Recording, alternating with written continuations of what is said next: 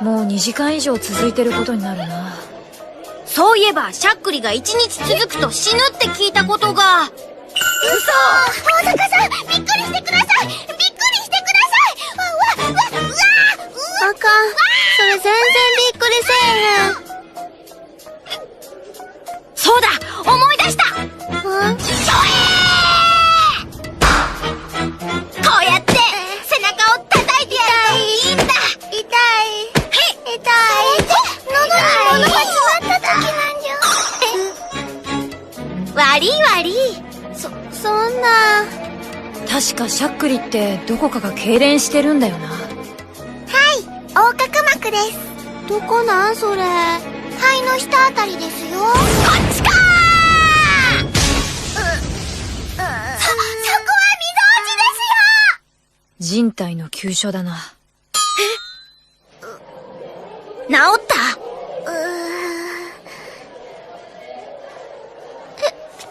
ダメかしゃっくりは柿のヘタを煎じて飲めば治る。柿？渋い治し方知ってるな。せやけど柿なんかあらへん。じゃあしばらく息を止める。よーい、スター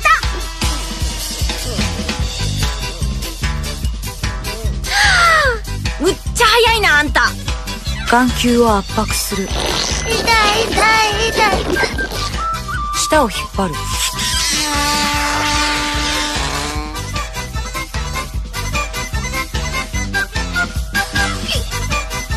治らないな。もう他にないんですか？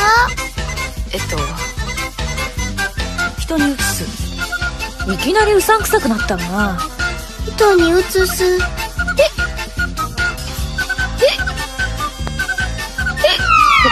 何見てんだよ。あんまり治らないなら病気かもしれない。病院に行った方が。病気って何の？脳が。ああーってなんやあーって。ねえ。あんたの脳ちょっと問題ありそうだから。問題って？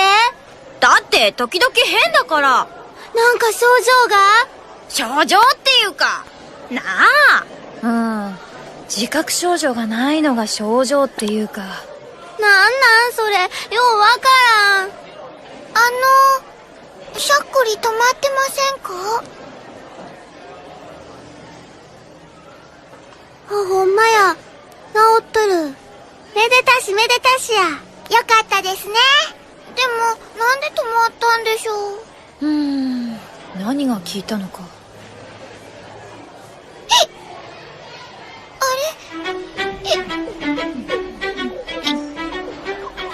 千代ちゃんに移ってたんや。本当に移るとは。じゃあ大阪に試したのを最初からやってみよう。そやな。まず背中叩いてから溝落ちだっけ。あ、そうそう。